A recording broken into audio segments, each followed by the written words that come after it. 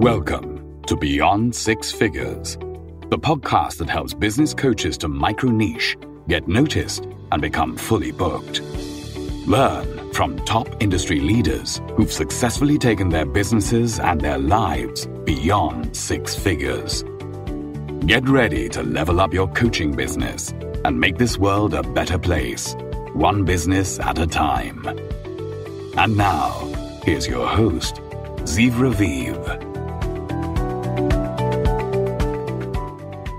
Welcome to Beyond Six Figures. Our guest today is Rudy Miick, founder of the Miick Companies and a leading consultant in restaurant and hospitality performance. For over 40 years, Rudy has helped brands scale profitably, often 3 to 5 times above industry norms, by building culture with intention and aligning purpose to profit. His Miick method focuses on value-based leadership, conscious communication, and turning restaurants into restorers of soul, while driving serious bottom line growth. Hello, Rudy Miick. Rudy Miick, it's good to connect with you. How are you? I'm well, Ziv. Thank you so much for that lovely introduction. I appreciate it. Well, you deserve it. You've been helping restaurants and other businesses grow. You've been putting in the reps, as some say, with over the years, doing it again and again. And I really value results and transformations of clients. So it's really a pleasure to connect with you. Let's start with a little bit of getting to know who is Rudy Miick. Tell us your story. Gosh, that's a long and complex line. The short version was that looking back, I think there's been a direct line in the way I've been raised as a kid, mentored as a young athlete, musician, student, and the way I've been mentored from early management expertise and leadership development right through to today. So literally everything in my life, from parents guiding me to coaches guiding me, I've managed to put the pieces together to disparate jigsaw pieces that come together to be effective. So headlines from musical performance, there's practice. There's performance. There's post-production. How do we do tomorrow's performance even further? And without practice, you're never even going to make it to the stage. Athletics, very similarly, conscious effort, conscious intention, as well as lots of fun, big smiles. Sometimes the coaching and the feedback and even competition is not so inspired, you don't always win, right? But again, similar to performance, there's the act of competition and then go back and practice more. What can I improve? What can I improve? What can I improve? And then as I evolved into the world of business, those similar metaphors just kept showing up. If I pay attention, I improve. If I stay loose and pay no attention, I'm stuck in the same old habits. So there's that piece. And then one pivotal story I would love to share with you and the audience. As a young pre-entrepreneur, I had the opportunity to live in a 5-star property called the Breakers Hotel in Florida. And I was able to live there as a resident in a 5-star property for an entire season, for about 3 months. Got to know the resident manager of that property. And it's still, to this day, still one of the great hotels in the world, great resorts. And I was walking down the hall with the manager one day, and literally I'm 19 years old. I went, God, how do you do this? How do you make this magic happen every day? And he looks at me, probably in his mid-50s, and I remember him being very old. And I was all of, like I said, late 18, just right at 19 years old. He goes, well, Rudy, it's easy. The answer is yes. What's your question? And literally a light bulb went off, and I left Florida, went back to my home in Hawaii, and introduced myself to hotel school. and my journey in hospitality began. Never looked back. So by adopting the principles of musicians, professional musicians, and professional athletes in your life, plus this magical encounter with like a very high-end establishment, a hotel that you were able to connect and be in awe of the way they operate, that threw you into a life journey. Exactly. Where you go deeper and deeper into the rabbit hole. So give us a little bit of examples for some of the types of transformations that happened with your help. Sure. Well, so if we go back to what you just summarized from what I said, the goal is, at least to me, the goal with anyone with whom we work, and I would bet with the coaching community that we're speaking to, the entrepreneurial community that we're speaking to, there's only one derivative outcome, ideally, and that is achieving excellence. So the first piece is, I think, to define, well, what does excellence actually mean? What is the standard? And how do we break through that standard? That's first.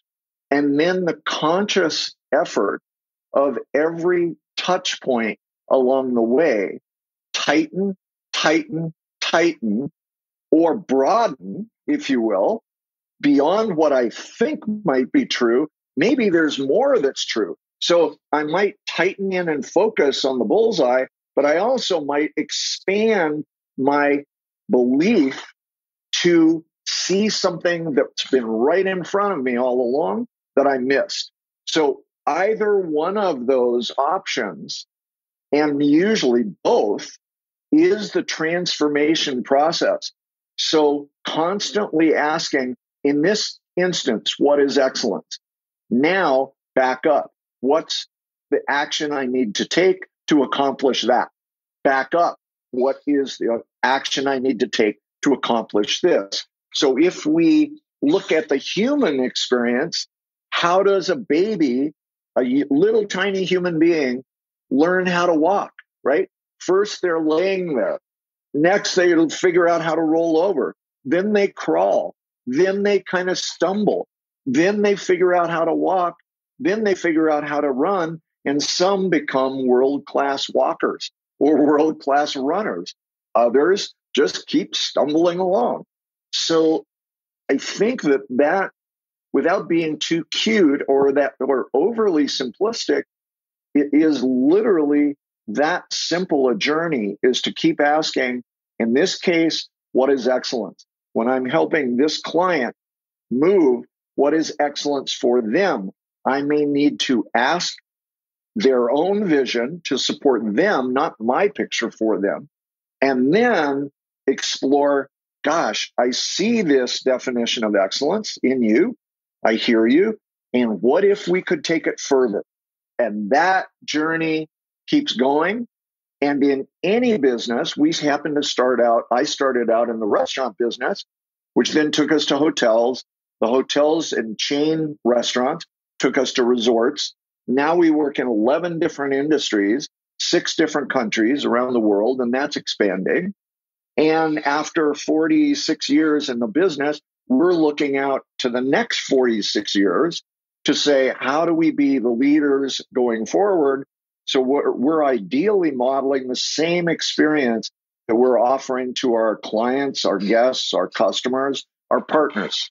So just to recap, you're using questions, the power of questions, and the questions that you use with your clients over the years, and I dare say even with yourself, is what is excellence and what is the next step towards that excellence, and what can we do to do even more than that and push ourselves.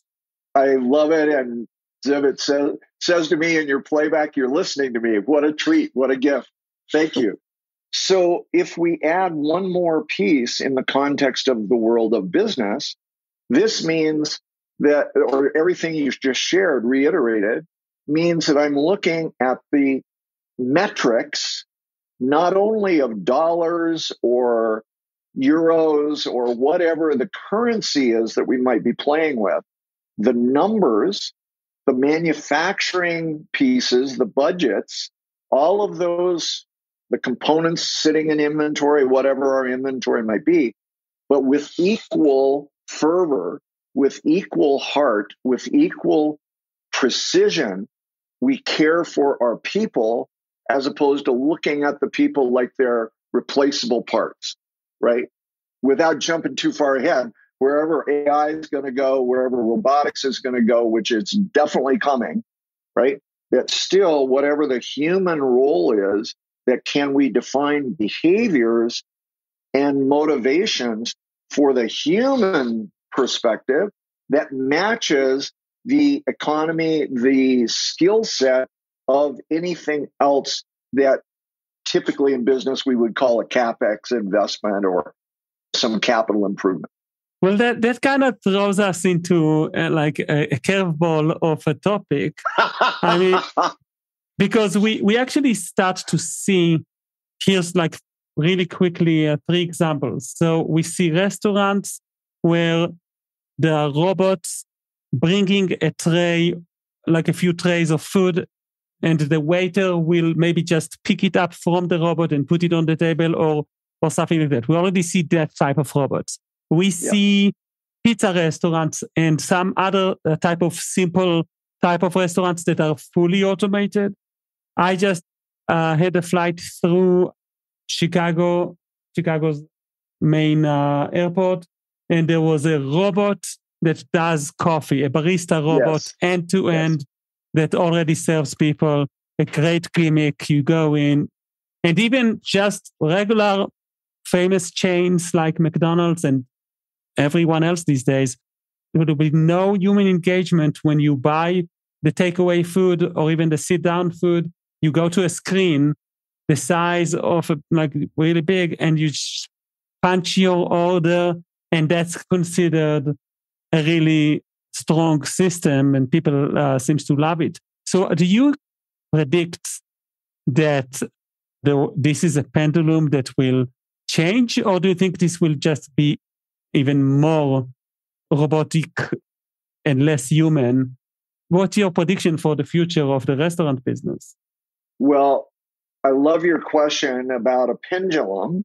I do think there's a pendulum action for sure, that we will find equilibrium. We will find a balance. I think the other piece, we both seem to agree.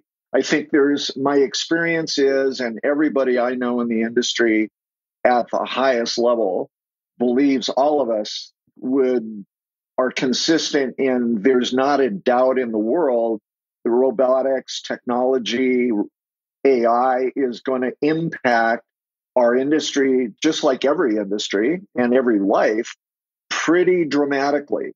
Here's the nuance.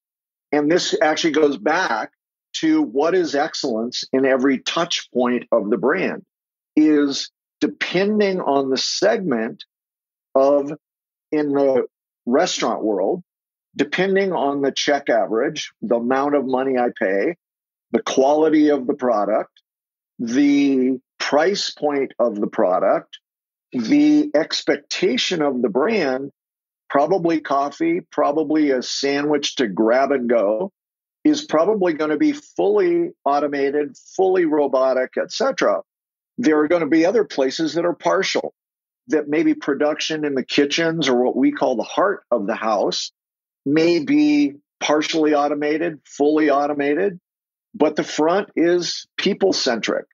And there are going to be others, I'm sure, that will be some modicum of that, less and less tech, more and more human. And then I think the ultimate irony, who knows how long it's going to be, 25 years from now, 3 years from now, I have no idea, that the coolest kind of extreme example is we don't have technology. We have all humans intentionally. Come and check it out, right? Because the robots and the tech are going to be so commonplace, right? Yeah.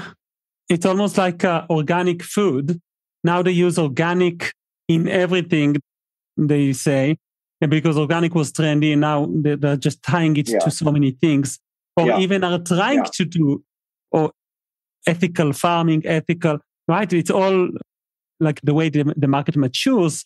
And it might be that in the future, it will be like organic people, organic chef. An organic chef is an actual human. Yeah, human. I love cooks that.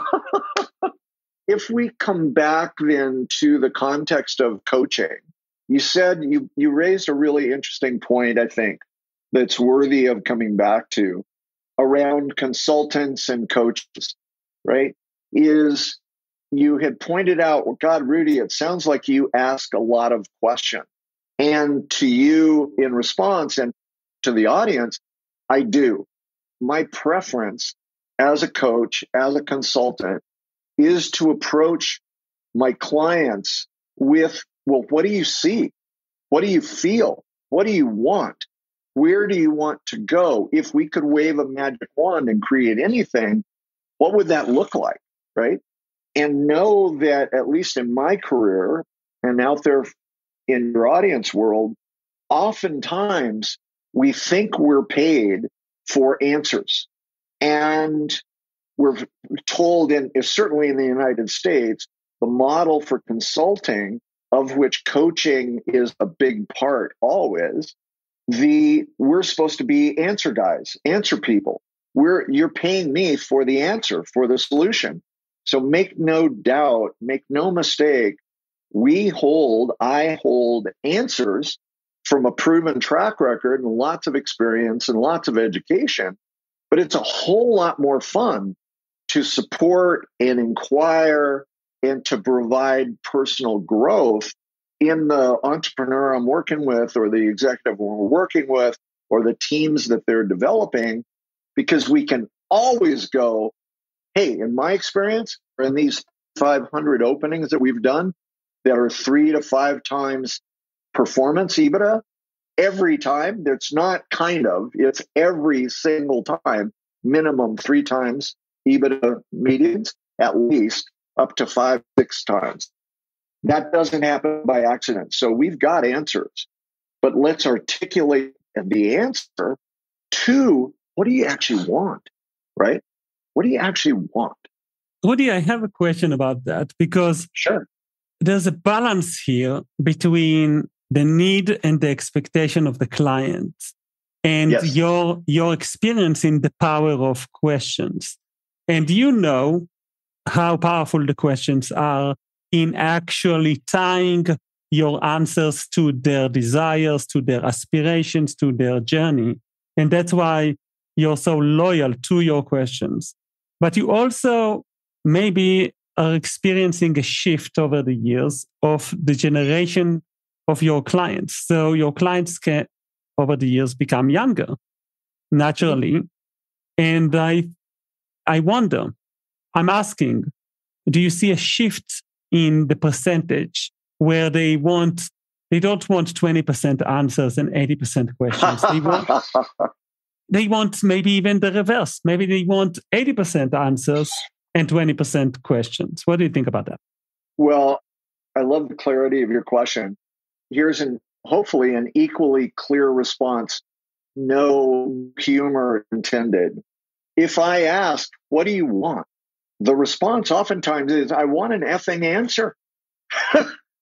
Okay, well, great. In this context, here's what I do. In this context over here, here's what I do.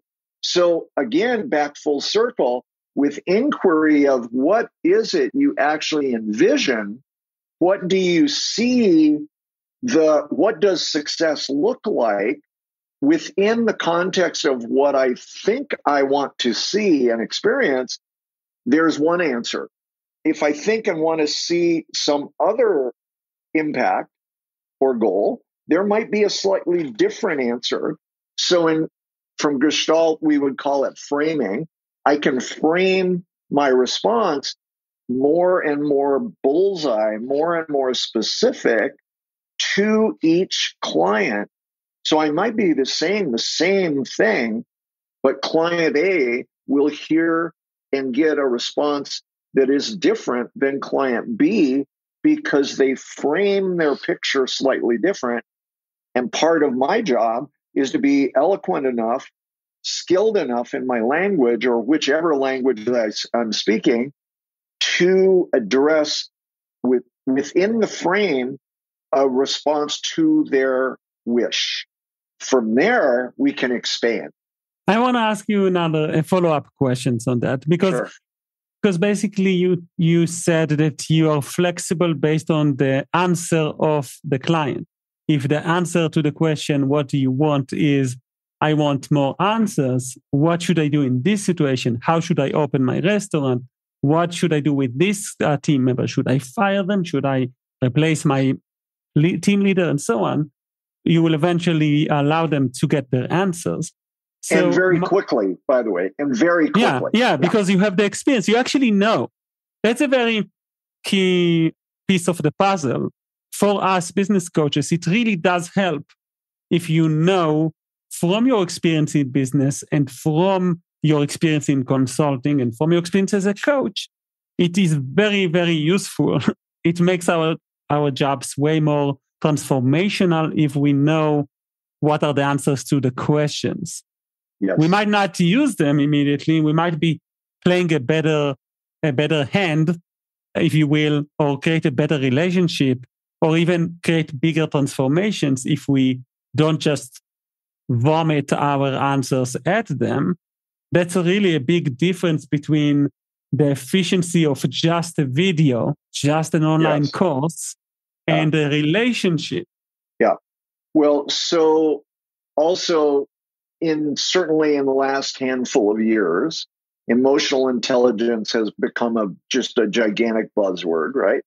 So depending on the emotional intelligence seen by or translated in my experience or your experience with a given client, depending on our own emotional intelligence, but also depending on the emotional intelligence, the skill set, the IQ, and the EQ of our clients, again, we have the ability to frame possibilities either as a direct answer or here's a direct answer, and then here's 3 versions of that answer, depending on where we want to go, right? So the bandwidth of a great coach is, I think I understand, and what if? So that we're on a journey and open to the possibility of, well, what if there's a why in the path? What if there's a why in the road? Well, we'll take it, right? The old Yogi Berra joke. But which of those? And all of a sudden we're coaching or consulting or building from a dialogue and an inquiry that's constantly looking into the future from the present of what resources do we have? What resources do we need? What do we want? What do we say we want? And then what are the behaviors that we're actually choicefully stepping into to model, I'm willing to work to achieve the results I say I want, right? So it becomes this relationship of coach and client, consultant client becomes a partnership, right? We'll very much use the frame or metaphor of mountain climbing, whether it's technical or mountaineering. You're going to carry your own gear. At least with my clients, our approach is you're going to carry your own gear. I'm going to walk by your side as a partner, and we might take turns leading and belaying or whatever, but make no mistake, my job is if you take a step that will kill you before you take that step, that it's my job to keep you alive. And not only to summit, but to get home. Because the 85% of the deaths are actually on the descent, not the ascent. So what does performance look like? I like how you managed to use a metaphor that includes a need to survive. It's actually a very subtle move, which is hard to do. But if you manage to get a person to really think about their mortality, just on a subtle level, on a deep human level, it makes them realize time is important and decisions are important. And Yes. showing up is important. And that's actually a very powerful tool. So thank you for sharing that metaphor with us. I want to ask you, Rudy, do you see a change in business owners over the years where the style of the younger generations, maybe some differences between Gen X's and Millennials, maybe you work usually with a business owner, so they have to deal with a bunch of Gen Zs, 20 to 27, that sometimes don't show up to their work as some people did. And maybe they do, but in their own style, in their own young, different style. So do you see some changes that you need to work differently because of that as a consultant and as a coach? Well, thanks for coming back to that question. I appreciate the way you've framed the dialogue. Probably not surprisingly, the short answer to your question is yes and no. Are there differences? I mean, I started a consulting business without calling myself a coach, but opening businesses, working with new business owners, opening restaurants in my late 20s and kind of mid 20s, actually. So definitely boomers, what were now boomers, folks my age and actually even older. And at that period of time, there were a handful of folks that led with their hearts. Many, many, many people would just it's all about numbers and kind of old business models. Sometimes we call it the 1905 restaurant of just hire, I'm the boss and you're not, do what I tell you, etc. And then certainly we've worked, and now at this stage, I think what might be interesting as a placeholder, what's recently happened in the last year or two, last couple of years post-pandemic, what's starting to happen is I've got 36, 37-year-old CEOs, guys that are just getting, or people that are getting their round of first funding or their PE or M&A and or just solopreneurs. But they're very often, I'm working with 5 clients right now in their mid-30s that were young workers in the client systems that I was working in, coaching in 10 years ago, 15 years ago, 20 years ago.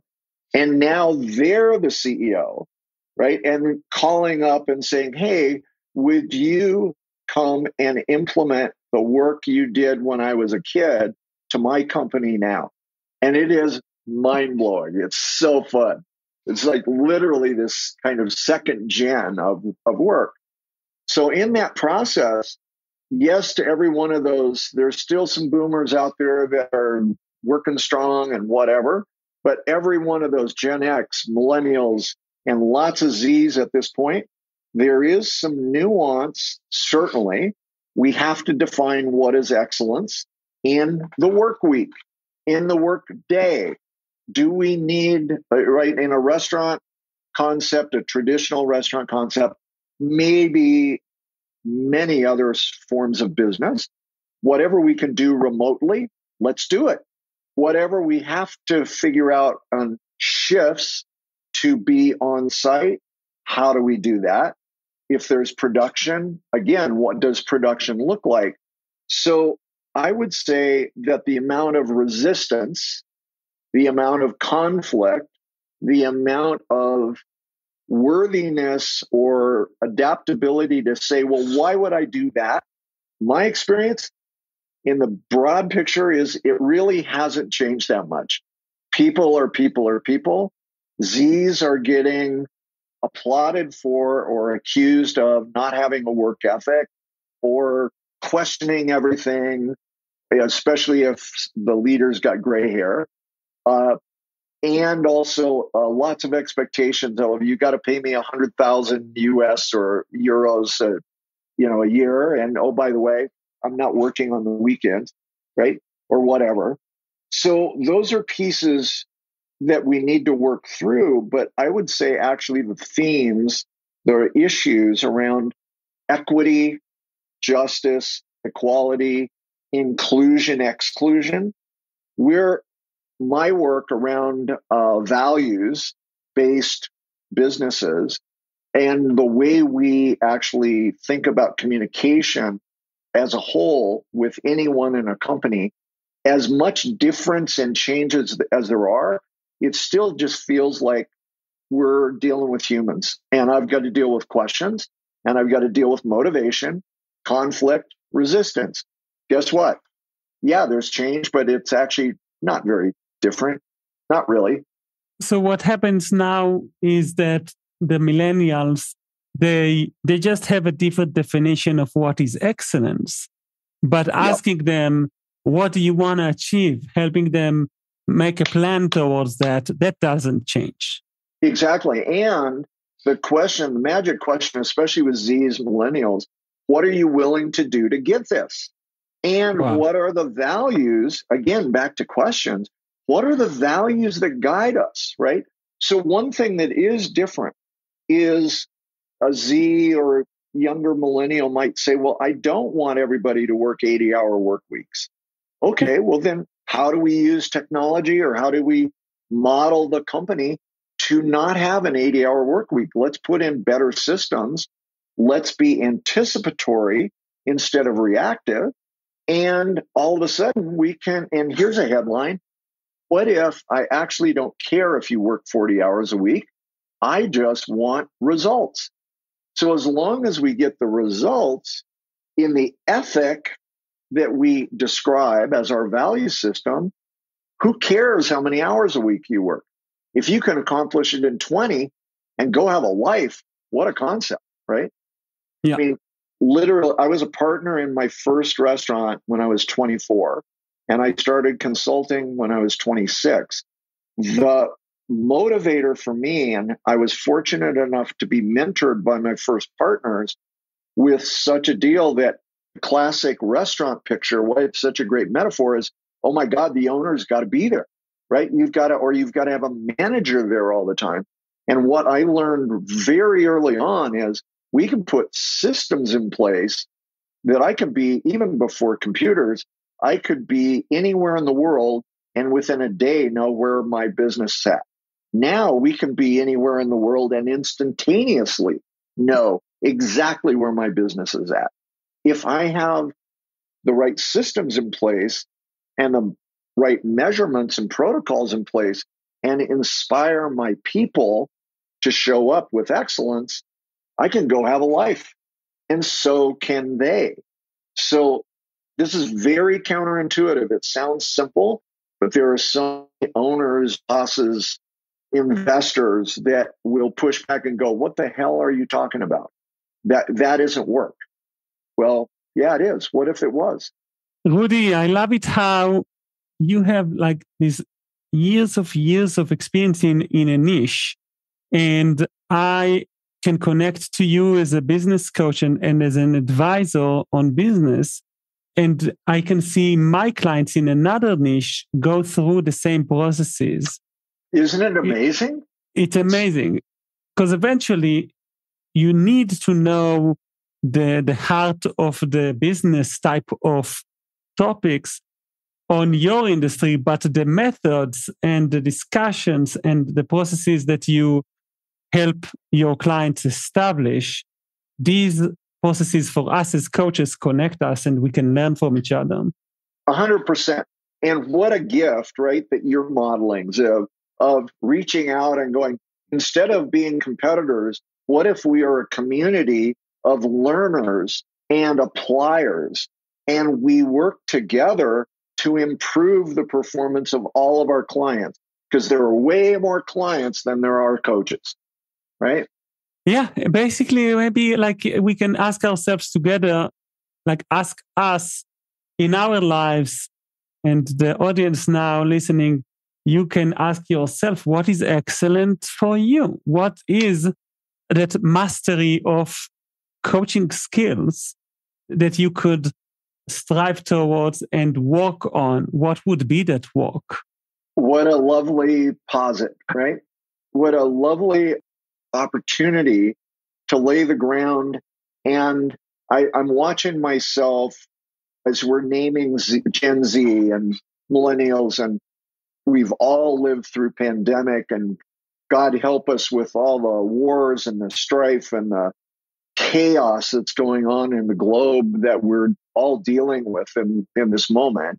And I can keep asking myself, as I look at myself in a mirror and go, okay, I'm the prototypical white privileged old man. And the question now becomes, how do I become a better human being every day? How do I be a better citizen? How do I be a better coach? How do I take my skill set further? And what are the questions I'm not asking of myself still? Or what are the next questions to ask, right? And we just get more and more awake, I hope, as opposed to closed off and, well, here's my little box and this is where I coach from, right?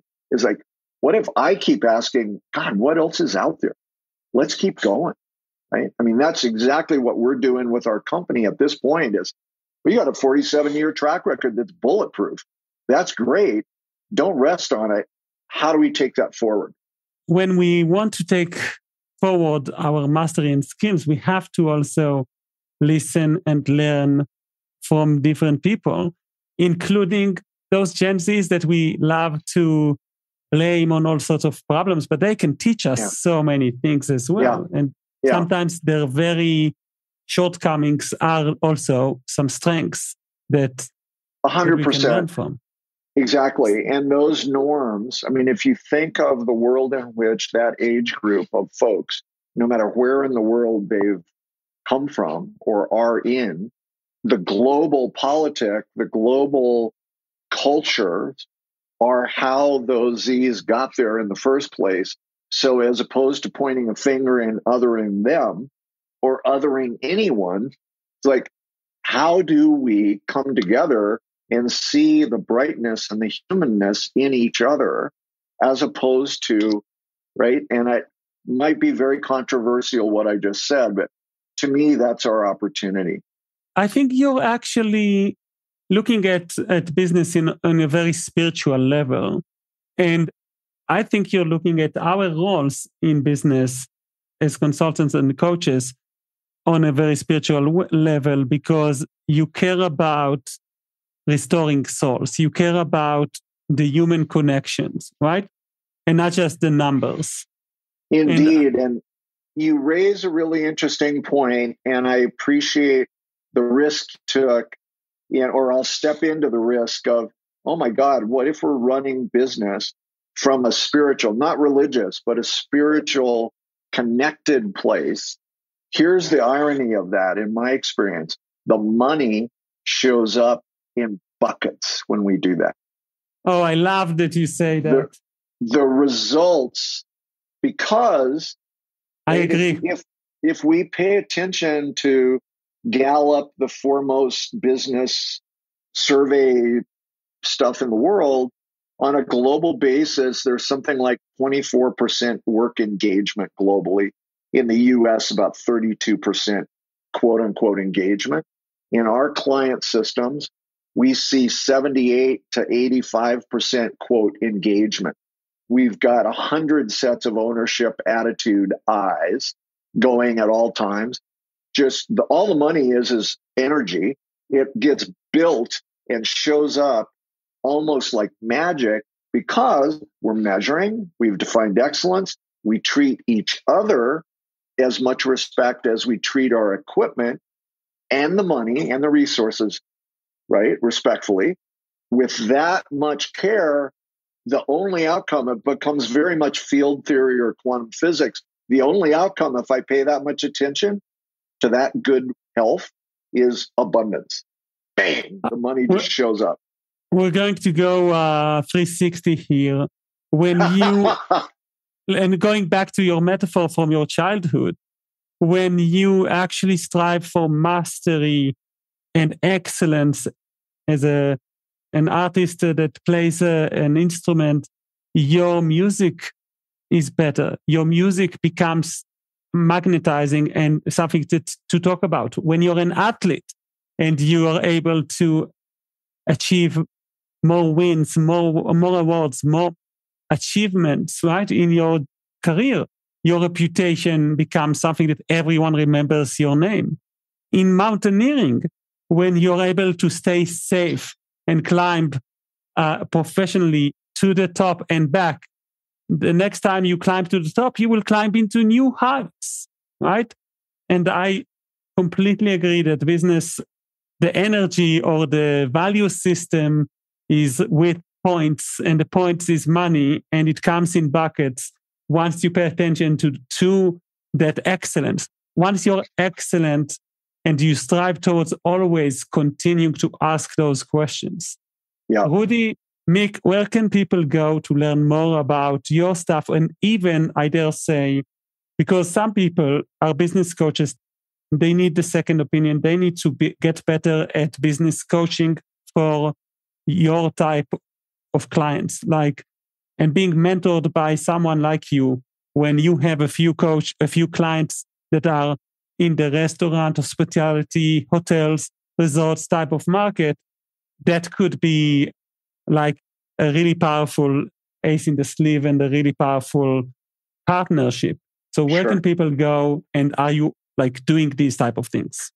First of all, sure. I'm wide open to a dialogue anytime, anywhere. We're working like you. I think all of us that are awake are working on a global time clock and wide open to relationships with this sort of technology.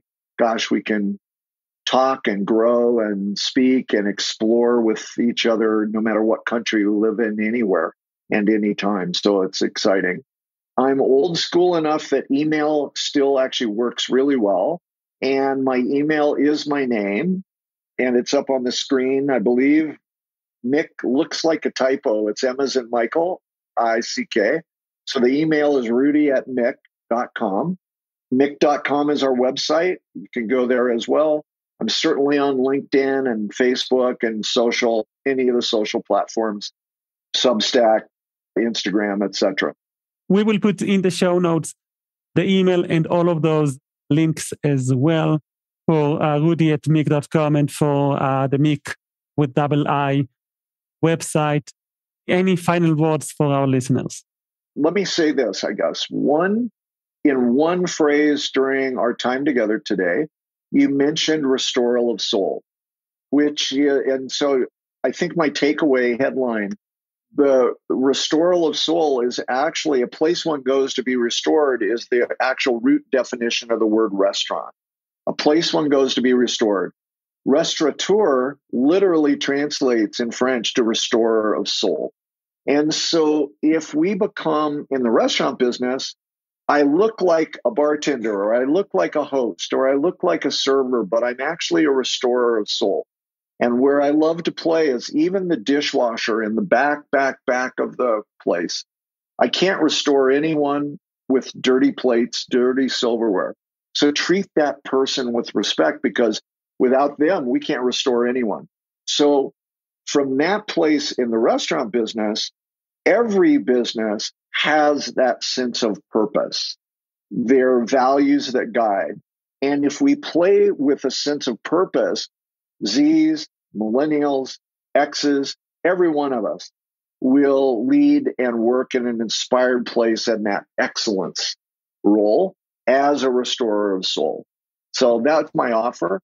Treat my money that way, treat my people that way, treat my equipment that way, and let's go live a great life.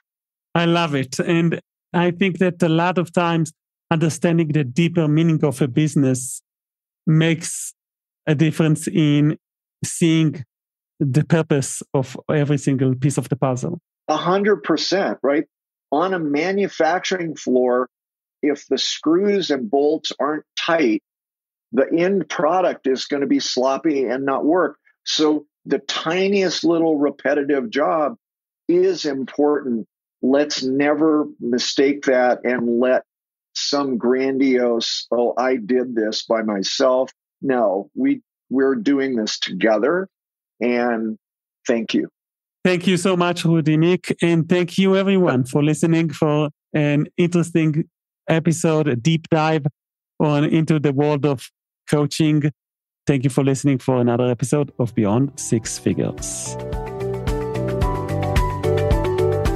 Thanks for listening to Beyond Six Figures. Check out the extended show notes that include bonus material, practical tips, and exclusive resources on our website, zivraviv.com. Until next time, keep dreaming big and pushing your business and your life beyond six figures.